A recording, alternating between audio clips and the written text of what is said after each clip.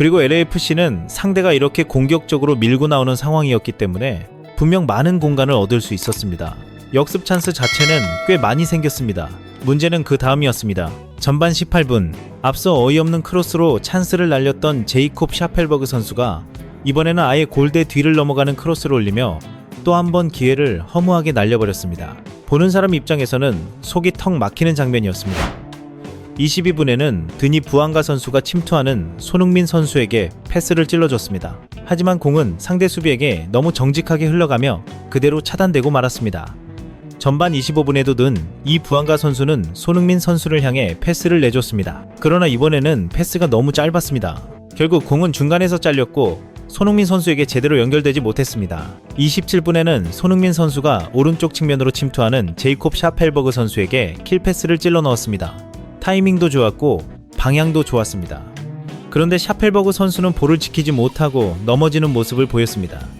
LAFC는 수비도 불안했지만 공격에서도 정말 답답했습니다. 패스와 크로스 그리고 마무리까지 하나같이 너무 좋지 않았습니다.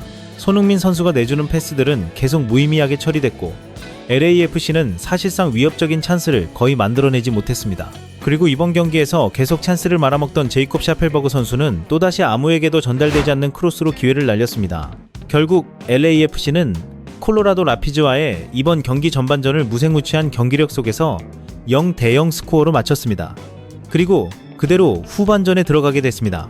LAFC는 이번 경기 전반전 콜로라도 라피즈를 상대로 볼 점유율이 무려 23대 77이었습니다.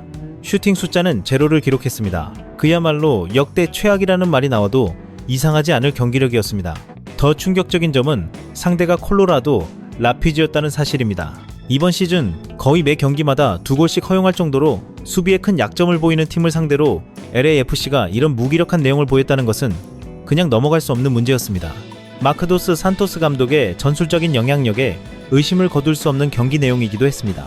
LAFC는 이번 경기에서 지난 시즌 체룬돌로 감독 체제에서 보여줬던 극단적인 역습, 의존 축구와 굉장히 비슷한 스타일로 경기를 치렀습니다.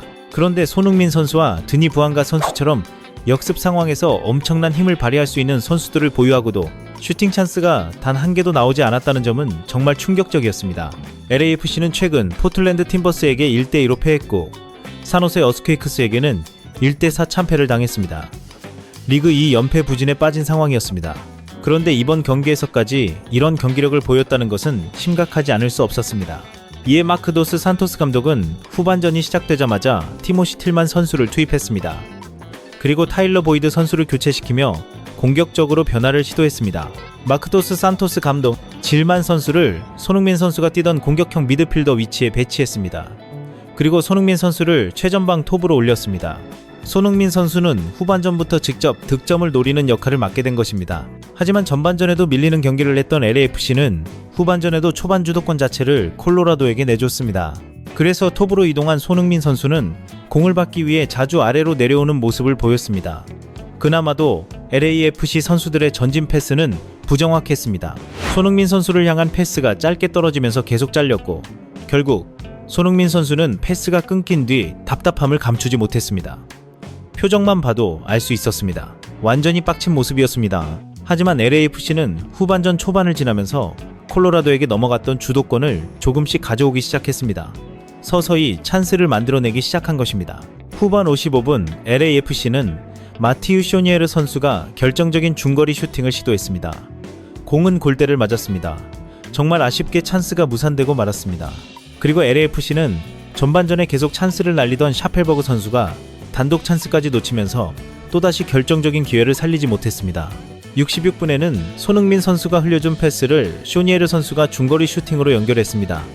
하지만 이 슈팅 역시 빗나갔습니다. LAFC는 후반전에는 분명 주도권을 잡는 경기를 했습니다. 하지만 계속해서 찬스를 놓쳤습니다. 결정력은 여전히 아쉬웠고 마지막 한 방은 끝내 나오지 않았습니다. 그리고 결국 LAFC는 콜로라도 라피즈와의 이번 경기를 0대0 스코어로 마쳤습니다. 기대했던 대량 득점도 없었습니다. 손흥민 선수의 리그 첫 득점도 터지지 않았습니다.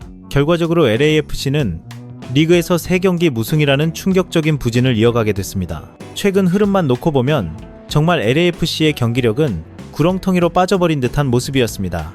물론 LAFC는 아직까지 전체적인 성적이 너무나도 좋은 팀입니다. 그래서 지금 당장 모든 것을 부정적으로만 바라볼 이유는 전혀 없습니다. 시즌은 길고 팀이 다시 올라올 수 있는 여지도 충분히 있습니다. 하지만 최근 경기력 하락만큼은 LAFC 입장에서도 반드시 고민해봐야 할 문제였습니다. 특히 이번 경기 내용은 단순히 운이 없었다고 넘기기에는 너무 답답했습니다. 전반전에는 콜로라도 라피즈에게 주도권을 완전히 내줬습니다. 볼 점유율은 23대 77까지 벌어졌고 슈팅은 제로였습니다.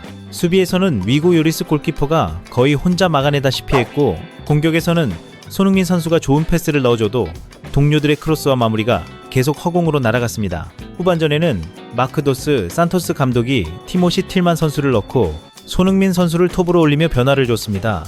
분명 흐름은 조금 나아졌습니다. 마티우 쇼니에르 선수의 중거리 슈팅이 골대를 맞았고 샤펠버그 선수에게도 단독 찬스가 왔습니다.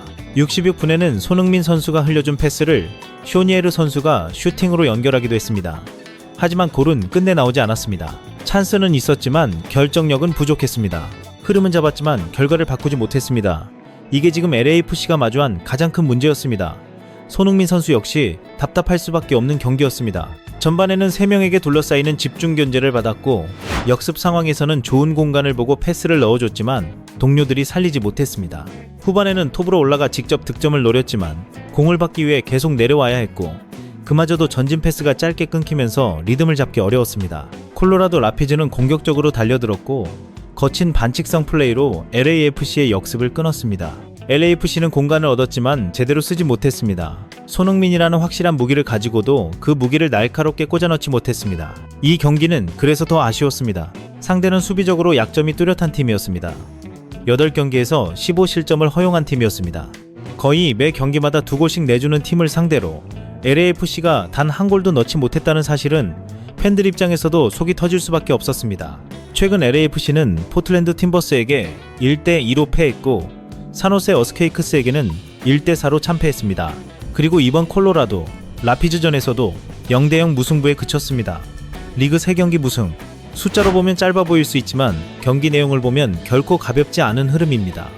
그래도 아직 완전히 무너졌다고 말할 단계는 아닙니다. LAFC는 여전히 좋은 성적을 유지하고 있는 팀입니다. 에런 롱 선수도 선발 명단에 복귀했고 스테판 유스타키오 선수도 벤치로 돌아왔습니다. 전력은 다시 채워지고 있습니다. 다만 이제 중요한 것은 방향입니다. 손흥민 선수와 든 이 부안가 선수처럼 역습에서 폭발력을 낼 수 있는 선수들을 어떻게 살릴 것인지, 공격수 4명을 세워놓고도 왜 슈팅 하나 만들지 못하는 시간이 나왔는지 마크도스 산토스 감독은 분명 답을 찾아야 합니다. 팬들이 원하는 것은 거창한 변명이 아닙니다. 시원한 골입니다. 답답한 패스미스가 아니라 손흥민 선수의 질주를 살리는 정확한 연결입니다. 어그로만 끄는 라인업이 아니라 실제로 경기장에서 먹히는 전술입니다. 이번 영상은 여기까지입니다. 오늘 경기 내용이 어떻게 보이셨는지, LAFC의 3경기 무승이 단순한 일시적 부진인지 아니면 진짜 위기의 신호인지 여러분의 생각을 댓글로 남겨주세요. 좋았다면 좋아요와 구독도 함께 부탁드립니다. 다음 영상에서 다시 찾아뵙겠습니다.